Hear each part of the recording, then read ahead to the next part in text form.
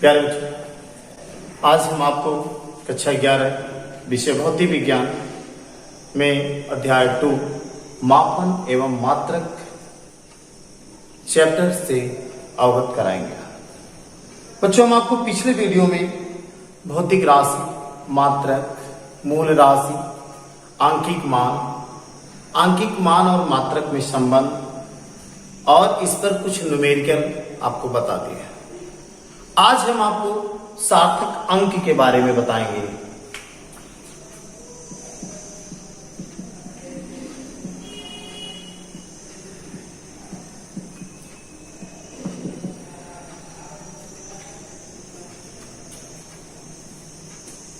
सबसे पहले सार्थक अंक की परिभाषा। किसी राशि की माप में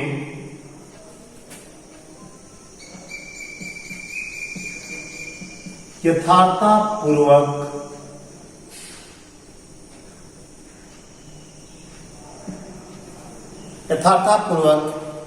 ज्ञात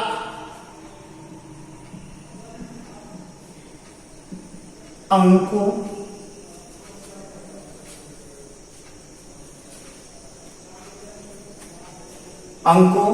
को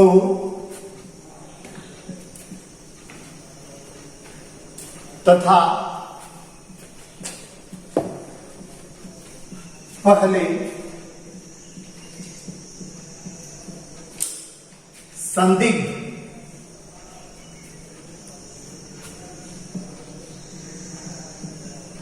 अंक को सार्थक अंक कहते हैं।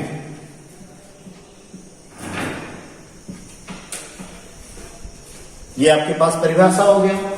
किसी राशि की माप में यथार्थतापूर्वक ज्ञात अंकों को तथा पहले संदिग्ध अंक को सार्थक अंक कहते हैं। सार्थक अंक के कुछ नियम होते हैं। जैसे पहला नियम, सभी अशून्य अंकों को सार्थक अंक गिना जाता है। तो सबसे पहले आप ये जान लीजिए अशून्य अंक कौन कौन से हैं।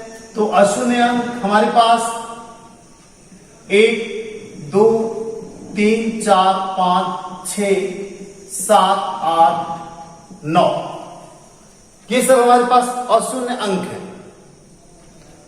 अब पहला नियम क्या कहता है हमारा कि सभी अशून्य अंकों को अंक में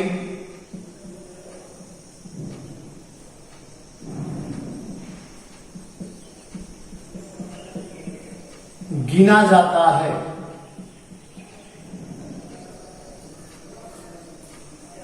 आइए उदाहरण से इसको समझते हैं। जैसे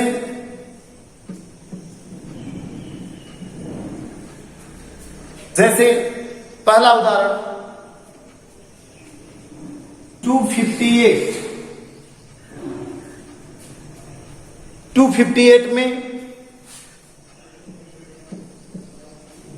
हम आपसे पूछते हैं सार्थक अंक कितना है, तो आप बताएंगे 258 में सार्थक अंक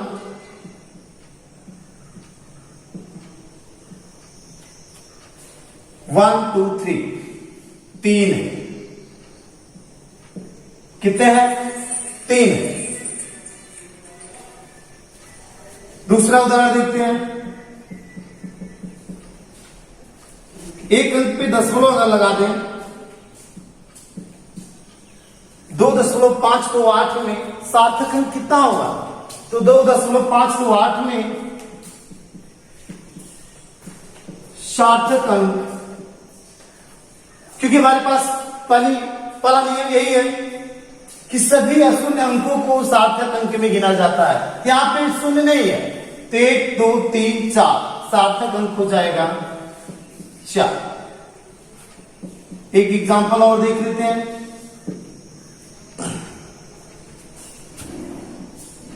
231.528 में सार्थक अंक कितना है?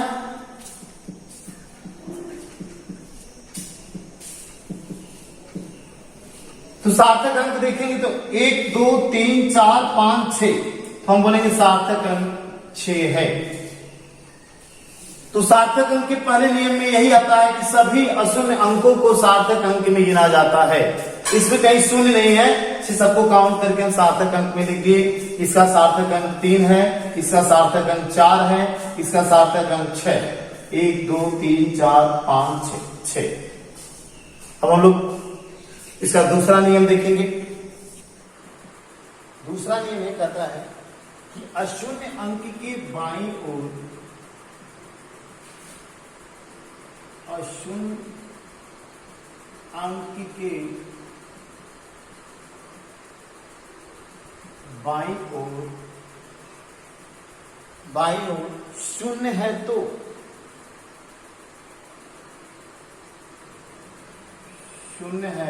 तो शून्य को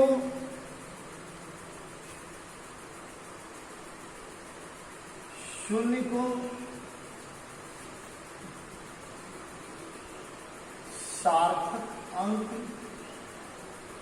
में नहीं गिना जाता है।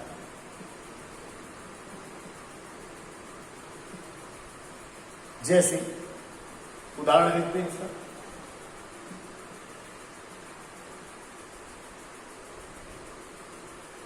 0258 में सार्थक अंक, तो सार्थक अंक हम क्या बोले हैं? अशून्य अंक के बाईं ओर, ये हमारा अशून्य अंक है, सार्थक अंक में काउंट नहीं करेंगे, तो इसका सार्थक अंक हो जाएगा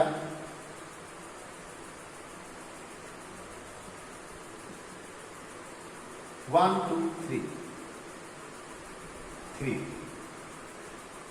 दूसरा एग्जांपल देखते हैं इसका।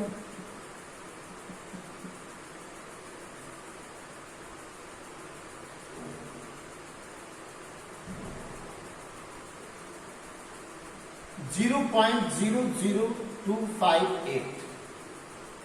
अब इसका सार्थक अंक अगर हमें बताना हो, इसमें भी वही कहानी 1 2 3, इसका सार्थक अंक होगा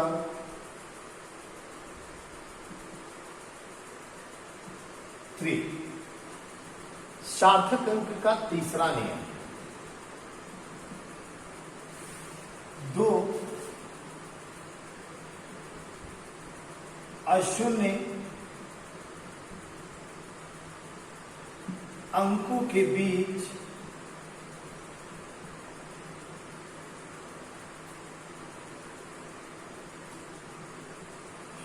शून्य हो तो उसे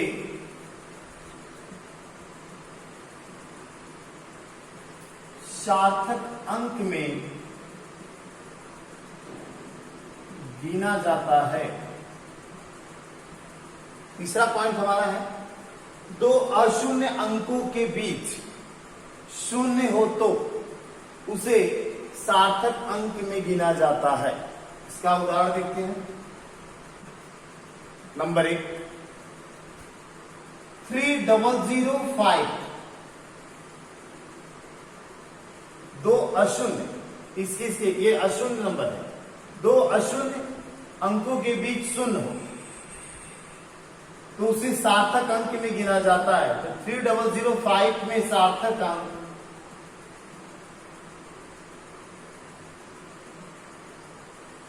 होगा 1 2 3 4। इसका दूसरा उदाहरण देखते हैं। 0.003005 में सार्थक अंक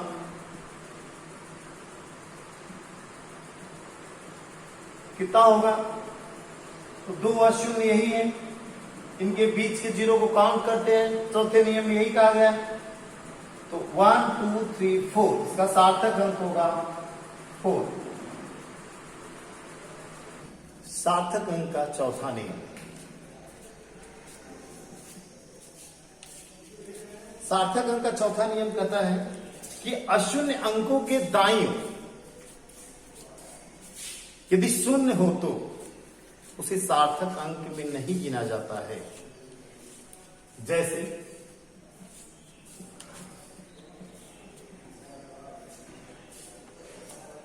3500 में 3500 में आपसे कोई पूछे सार्थक अंक कितना है,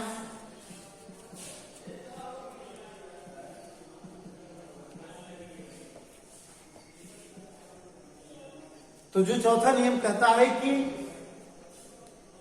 अशून्य अंक के दाईं तरफ यदि शून्य आते हैं तो उसे सार्थक अंक में नहीं गिना जाता है। तो अशून्य अंक हमारे पास 35 है, इसके बगल में 00 है, तो दाईं तरफ का शून्य शून्य हम छोड़ देंगे, हमारे पास सार्थक अंक हो जाएगा 2। दूसरा एग्जाम्पल इसका देख लेते हैं। एग्जाम्पल देखते हैं 30500। 30500 में सार्थक अंक हमारे पास होगा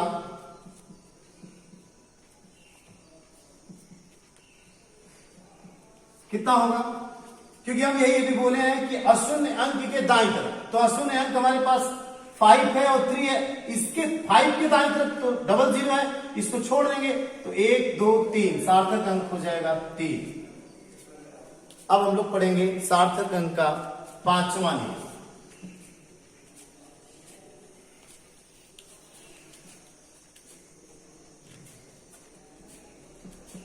पांचवा नियम, दशमलव का स्थान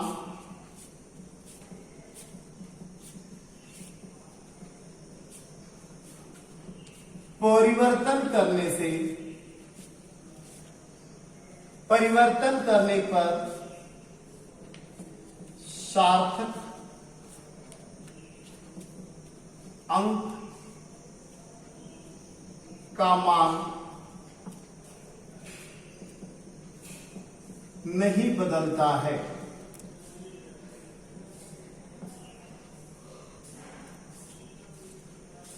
जैसे पहला एग्जांपल देखिए हम 352.8, इसी को बात अगर हम 352.8, इसमें अगर कोई सार्थक अंक पूछे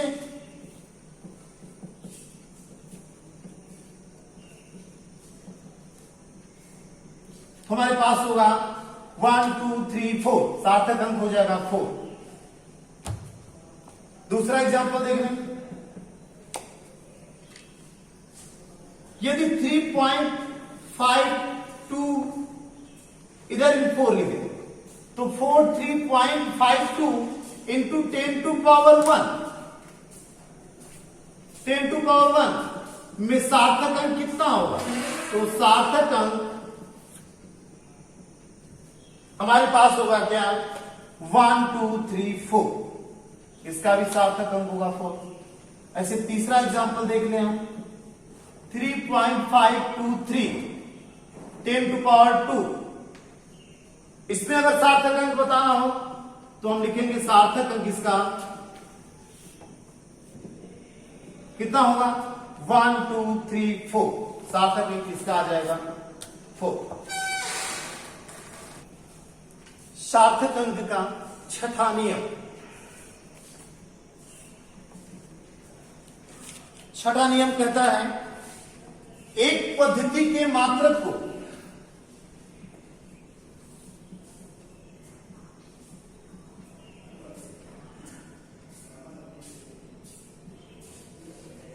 को दूसरे पद्धति में परिवर्तन करने पर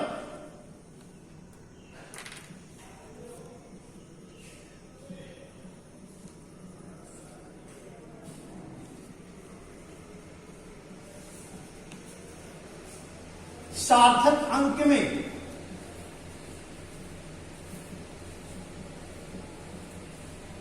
कोई प्रभाव नहीं होता है।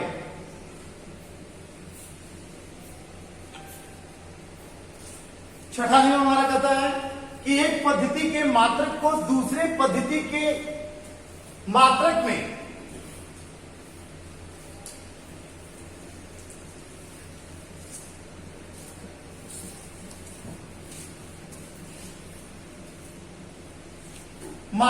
परिवर्तन करने पर सार्थक अंक में कोई प्रभाव नहीं होता है। चलिए इसका एग्जांपल देखते हैं। जैसे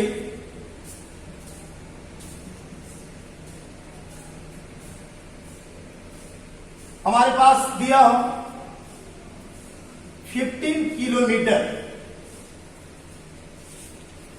देखिए यहां पे मात्रक लिखा है, इसका मात्रक लगा यहां पे 15 किलोमीटर। इसमें अगर सार्थक अंक हम पूछें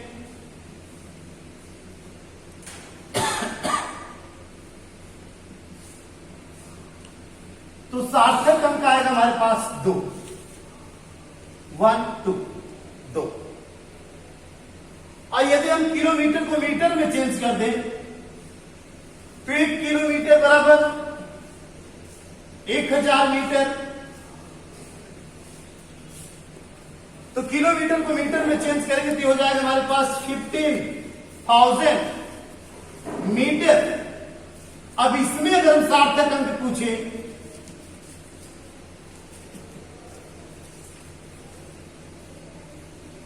तो सबसे पहले हम इसको लिखेंगे 15 इंटू 1 2 3 10⁻³ मीटर। सार्थक अंक बताएंगे हमारे पास क्या आएगा 1 2। ऐसे अगर हम सेंटीमीटर में बदल दें तो हमारे पास हो जाएगा 10⁻³ होगा। अभी मीटर में सेंटीमीटर बदलेंगे तो हो जाएगा 10⁵ सेंटीमीटर। Sorry 15 into 10⁵ centimetre. अब इसमें अगर सार्थक अंक पूछे तो भी हमारे पास 1 2 2 ही मिलेगा सार्थक अंक। सार्थक अंक का आपको हम 6 नियम बताए हैं और 6 नियम पर हम आपको उदाहरण देकर समझा दें।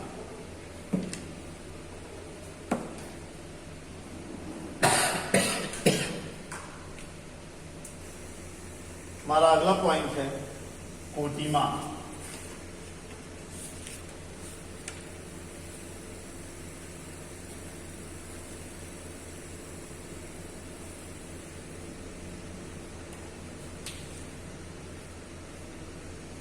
किसी भी भौतिक राशि के निकटतम मान को 10 की घात के रूप में व्यक्त करने को कोटिमान कहते हैं।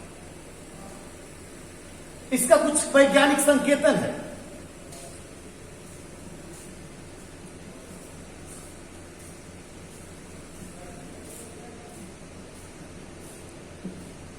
वैज्ञानिक संकेतन क्या है? M into 10 to power n, M into 10 to power n। M जो हमारा 1 से लेकर के 9 तक की गिनती के बीच होता है। और n जो 10 टू पावर n है, n धनात्मक भी हो सकता है, ऋणात्मक भी हो सकता है। तो हम कह सकते हैं कि भौतिक राशि के परिमाण को कोटि कहते हैं। जैसे पृथ्वी से चंद्रमा की दूरी या कोई और दूरी हम मान लें हमारे पास है 1 2 3 4 5 6 7 8 9। 1 2 3 4 5 6 7 8 9 10 11 जो भी गिनती हो, इसको हम लिख सकते हैं। जितना जीरो है ये इसको हम 10 के घात के रूप में लिख सकते हैं। तुम्हारे पास 10 के घात के रूप में क्या होगा? 2 दशमलव निकटतम रूप में लिखना है। 1 2 3 4 5 6 7 8 9 10 2.5 गुणे 10 के घाते 10। जब हम दशमलव देख लीजिए, यहां पे हमारे पास दशमलव है, दशमलव की जब बाईं तरफ जाते हैं, ये बायां पक्ष है, आइए हमारे पास दायां पक्ष है दशमलव के हिसाब से। तो दशमलव की जब बाईं तरफ जाते हैं तो हमारे पास जो 10 की पावर n है ये हमेशा धनात्मक होता है, और जब दशमलव के दाएं तरफ चलते हैं तो हमारे पास जो n है ये हमारा हमेशा ऋणात्मक होता है। जैसे हम इधर देखिए दशमलव के तरफ इधर आए हैं, तो हम इधर जब बाएं तरफ आए हैं तो हमारे पास ये 10 की पावर 10 हो गया। लेकिन अगर हम करें 0.0000528,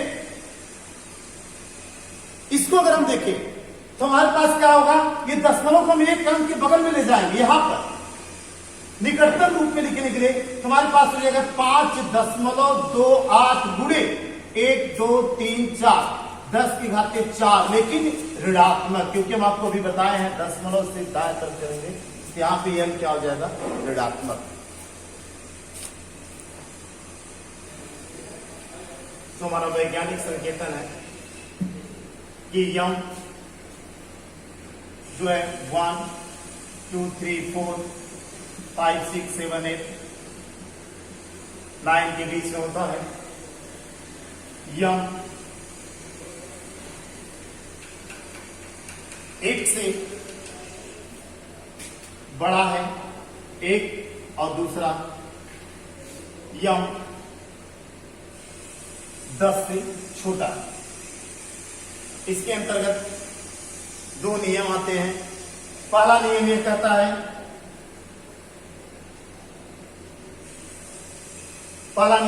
है, कि जब यम 3.16 से छोटा है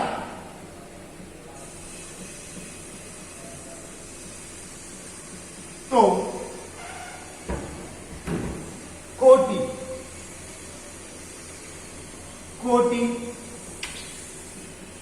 10 to power n, और दूसरा रूल यह कहता है, सेकेंड रूल, कि जब यम बड़ा है 3.16 से या फिर बराबर है तो कोटि इसकी होगी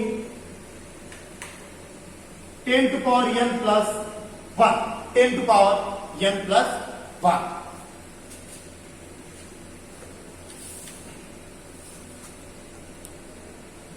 जैसे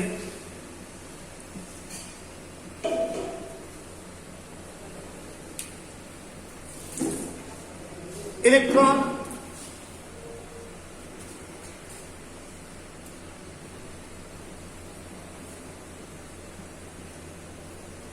ई की आवेश की कोटि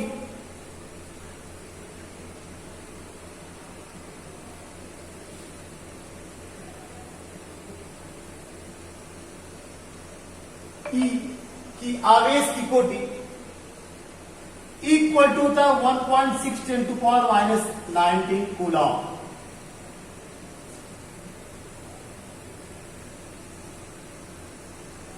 हम यहां पर देखेंगे, कंपेयर करेंगे किससे, वैज्ञानिक संकेतन जो है, वैज्ञानिक संकेतन हमारे पास क्या था, M into 10 to power n, M into 10 to power n। इससे जब हम कंपेयर कर रहे हैं तो हम देख रहे हैं हमारे पास क्या है, 1.6, जो 3.16 से छोटा है, 1.6 3.16 से छोटा है। जब 1.6 3.16 से छोटा है तो फर्स्ट रूल यही कहता है कि इसकी कोटि क्या होगी, 10 to power n, और इसकी कोटि क्या होगी 10 to power n, तो 10 to power क्या होगा, कोटि 10 to power -19। इसमें कोटिमान में मात्रक लिखना जरूरी होता है कि कूलम हो जाएगा, कूलम। तो आपसे कोई पूछे एक इलेक्ट्रॉन के आवेश की कोटि कितनी होगी, तो आप कहेंगे इलेक्ट्रॉन के आवेश की कोटि होगी 10 to power -19 कूलम। दूसरा एग्जांपल देखते हैं इसी पर।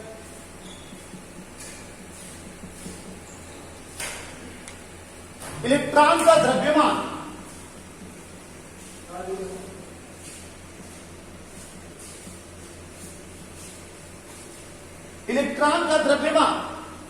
यम कितना होता है? यम बराबर 9.1 गुणे 10 की घाते 9.1 गुणे 10 की घाते माइनस 31 किलोग्राम। फिर वैज्ञानिक संकेतन से हम कंपेयर कर दें, अगर तुम्हारे पास क्या होगा कि 9.1 3.16 से बड़ा है, और जब 3.16 से बड़ा है तो जो सेकेंड रूल आपको बताए थे वहां पे हो जाएगा ये क्या कोटि, तब क्या होगी इसकी सेकेंड रूल के हिसाब से अगर कोटि देखें तो हमारे पास क्या हो जाएगा 10 टू पावर माइनस 30।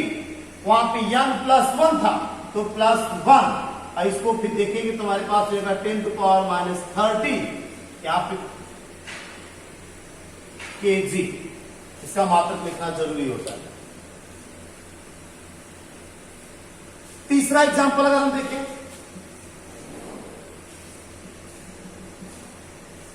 टू की पावर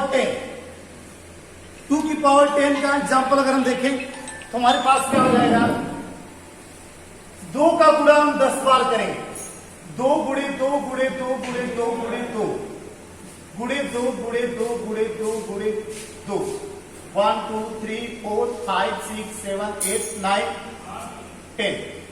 सबका मल्टीप्लाई अगर हम करते हैं तो हमारे पास होगा 1024 1024। इसको हम जब वैज्ञानिक संकेतन के रूप में लिखते हैं